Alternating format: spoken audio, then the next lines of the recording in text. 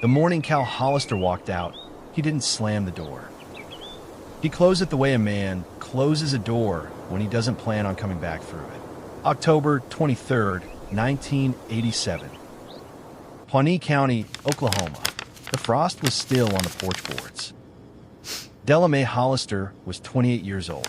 She had a 6-year-old son named Tucker and a 3-year-old daughter named Ruby. She had 23 acres of red clay land her grandfather had broken with a mule team in 1948.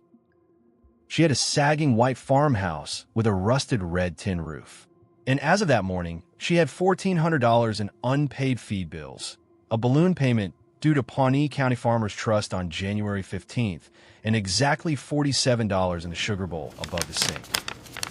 Cal left her a note for words on a piece of envelope paper. Couldn't do it anymore. That was all. He took the truck. He took the checkbook. He took the $260 they'd been saving for Ruby's winter coat. What he left her was the children, the land, and a rusted Folgers coffee can her mother had given her the week before she died. Inside there were seeds. Mismatched, hand-collected, tomatoes, beans, squash, 3 kinds of corn she didn't recognize. And folded underneath all of it, sealed in a yellowed envelope, was a letter Della would not open for 3 years. I'll tell you what was inside that envelope before this story is over. You're going to want to hear it. Has there ever been a week, maybe just 1 week, where you genuinely did not know if your family was going to make it? You don't have to tell me the details. Just tell me what year. I read every comment on this channel. By January 15th, if Della Mae Hollister could not put $1,400 on Mr. Eldon Pickett's desk, the bank was going to take the south field. And without the south field, there was no farm left to save. She had 84 days, and a coffee can full of seeds. The Hollister land had been in Della's family since 1948. Her grandfather, Wendell May, broke the first 10 acres with a borrowed mule and a single-blade plow.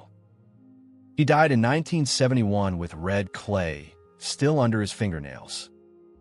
The land passed to Della's mother, Ruth Ann, and Ruth Ann passed it to Della in the spring of 1987, 6 months before Cal walked out, by signing the deed across a hospital bed and squeezing Della's hand and saying, "Don't let anybody tell you what dirt is worth, baby. You'll know." 3 days later, Ruth Ann died of pancreatic cancer. She was 53 years old. The week before she died, she gave Della the coffee can. She said the seeds inside were from her own mother's garden and her mother's mother's before that. Some of them were over 60 years old. "They'll come up," Ruth Ann had whispered. "They always come up. You just have to give them dirt and a reason." Della had set the can on a high pantry shelf and forgotten about it. There were funeral costs. There was Cal already drinking more than he was working. There was Ruby's croup that lasted 3 weeks. There was a husband who kept saying the farm was a sinking boat and they should sell it before it took them down with it. Della had told him no 4 times. The 4th time, he didn't argue. He just got quiet. And looking back, she'd wonder if that was the night he decided. There is something I want to ask you before we keep going. Is there something you wish you had said to your mother or your grandmother about the land, about the sacrifice, about what they handed you? Some of you are carrying that right now. You can tell me. I read every one. Tucker was the one who asked first, "Mama, where's Daddy?" Della was at the sink. She didn't turn around. She said, "Daddy had to go away for a while." Ruby, who was 3, looked up and said, "Is he coming for supper?" Della said yes, because she didn't know what else a mother is supposed to say. By the 2nd week of November, Della had sold the wedding ring for $62 at a pawn shop in Stillwater. She had sold the good china, her mother's pattern, white with a thin blue rim, for $41. She had sold the deep freezer in the basement because there was nothing left in it to freeze.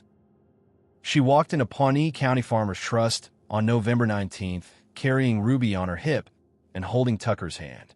Mr. Eldon Pickett, the loan officer, was 64 years old, balding, wire-frame glasses. He had known Della's grandfather. He had co-signed her mother's first equipment loan in 1974. He looked at Della across the desk for a long time before he spoke. He told her the bank could not extend the balloon. He told her January 15th was January 15th. He told her, kindly, that he was sorry. And then he told her something she did not expect, that if she could prove the South Field was producing income by harvest reporting season the next October, the bank would consider restructuring the entire note. It was not a promise. It was a door cracked open. Della went home and counted the seeds on the kitchen table. 231 tomato seeds, 84 squash, 3 full handfuls of mismatched bean varieties, 6 different colors of corn she'd never seen before. It was already too late in the year to plant. The first frost had already come. She would have to wait until April. But the bills would not wait. She started cleaning houses in town. 3 a week, then 5, then 7. She left at 4 in the morning and came home at 8 at night. Tucker, 6 years old, learned how to heat a can of beans on the stove for himself and Ruby. He learned how to lock the front door. He learned how to lie to the neighbor lady who came by asking questions. Did you ever watch a parent work a piece of land or a piece of life so hard it scared you? Not just tired. The kind of tired that doesn't come back the same. Tell me about that person. I want to know who they were. By Christmas, Della had lost 11 pounds, and she had not yet planted a single seed. January 15th came and went. Della did not have $1,400. She had $432. Mr. Pickett did something he was not supposed to do. He marked the file under review and slid it to the bottom of his stack. He did not tell Della. He did not tell his manager. He just bought her time. Sometimes the people who save us are the people who quietly bend a rule no one will ever know they bent. In late February, the letter came from Cal's brother in Tulsa. It was 3 lines long. Cal is in Bakersfield. He is working construction. He says he is not coming back. He says you should sell the place. Della read it twice. Then she put it in the wood stove. That same night, Tucker, 7 years old now, walked into the kitchen and asked her a question that she would carry for the rest of her life. He said, "Mama, did Daddy leave because of me?" And she had to sit down on the kitchen floor right there in her work clothes and pull him onto her lap and tell him no. No, baby. No. Not because of you. Not because of anything you ever did or could ever do. He cried into her shoulder. She didn't. She'd promised herself she wouldn't. Not in front of them. Not once. That was the night she remembered the envelope. The one folded underneath all the seeds in the rusted coffee can. Her mother had said, "Don't open it until you know." Della didn't know what she was supposed to know, so she left it there, sealed. I told you I'd come back to that envelope. You're going to hear what was inside it, but not yet. She knelt that night beside the children's bed after they were asleep. She did not pray for the bank to disappear. She did not pray for Cal to come home. She prayed one sentence.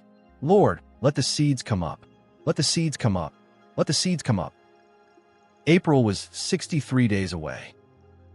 Della planted on April 9th, 1988. She started at sunrise. She finished after dark. Tucker walked behind her, dropping seeds into the holes she made with the wooden handle of a broken hoe. Ruby sat at the edge of the field with the rusted coffee can in her lap, guarding it like it was made of gold. Della planted everything. All 231 tomato seeds. All 84 squash. Every bean. Every kernel of corn. She planted on a Saturday and went to church on Sunday, and she did not ask anyone there for help. She just sat in the back pew and listened. The seeds came up. Not all of them, maybe 70%, but it was enough.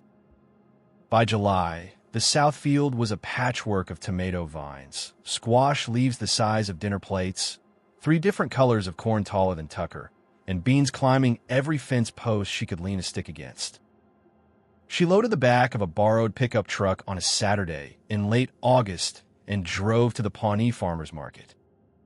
She sold every tomato she brought by 9 a.m.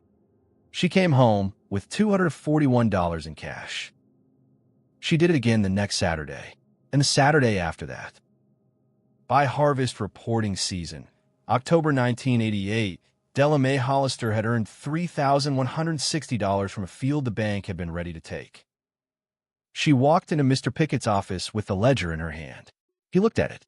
He looked at her. He took off his glasses, and he said, "Della, your mother would be proud of what you did." The bank restructured the note. The farm was saved. But here is what the title of this video did not tell you. Della saved the land. She did not save everything. By the spring of 1989, Tucker had stopped asking about his father. He had also stopped sleeping through the night. Ruby, by age 5, would not let anyone except Della touch the rusted coffee can. Not even her brother. Some things the seeds could not grow back. The farm survived. The family carried a quieter wound. In the spring of 1990, 3 years after the morning cow walked out, Della Mae Hollister sat alone at her kitchen table on a Tuesday night after the children were asleep. She had 31 acres now. She had bought the 8-acre Wilson lot to the east with cash. She had a name in Pawnee County. She had not heard from Cal in 28 months. She took the rusted Folgers can down from the shelf. She emptied the seeds onto a cloth. And at the bottom, she found the yellowed envelope her mother had left her 3 years before. She finally opened it. I told you at the start of this video that I would tell you what was inside that envelope. Here is what was inside. It was a single sheet of stationery in her mother's careful cursive. It said this: "Della, if you're opening this, it means you've already done it. Whatever it was, you've already done the thing you didn't think you could do." I knew the day I held you. There was always going to come a morning where someone walked away and left you holding everything. I didn't know who. I didn't know when. But I knew. That's why I left you the seeds. The seeds are not the inheritance, baby. You are the inheritance. You always were. Mama. Della folded the letter back into the envelope. She put it back in the can. And she sat at her kitchen table in a house her grandfather built, on land she had saved with her own 2 hands. And for the first time in 3 years, she let herself cry.